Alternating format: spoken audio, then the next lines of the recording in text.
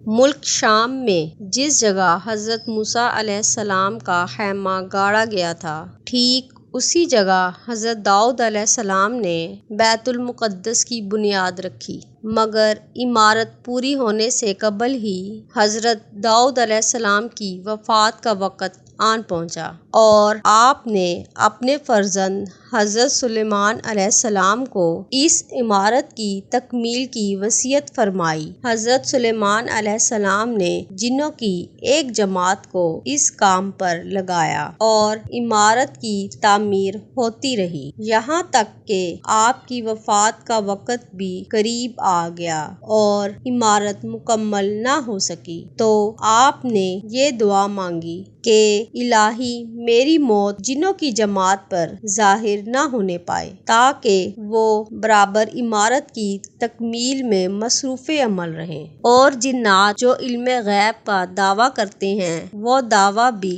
غلط ثابت ہو جائے۔ یہ دعا مانگ کر آپ محراب میں داخل ہو گئے اور اپنی عادت کے مطابق اپنی لاٹھی کے سہارے عبادت میں کھڑے ہو گئے۔ اسی حالت میں آپ کی وفات ہو گئی، مگر جنات آپ کو زندہ سمجھ کر کام کرتے رہے۔ وہ یہ سمجھے کہ آپ زندہ کھڑے ہیں اور عرصہ دراز تک آپ اسی حالت میں رہے، جو جنات کے لیے باعث حیرت نہ تھا، کیونکہ وہ بہت دفعہ آپ کو اس حالت میں دیکھ چکے تھے، کیونکہ آپ 1 ماہ کبھی کبھی 2 ماہ لگاتار عبادت کے لیے اسی طرح کھڑے رہتے، یہاں تک کہ پورا 1 سال گزر گیا اور آپ لاٹھی کے سہارے اسی طرح کھڑے رہے، اور اللہ کے حکم سے دیمکوں نے آپ کی لاٹھی کو کھا لیا اور آپ کی لاٹھی گر جانے سے آپ کا جسم مبارک زمین پر آ گیا۔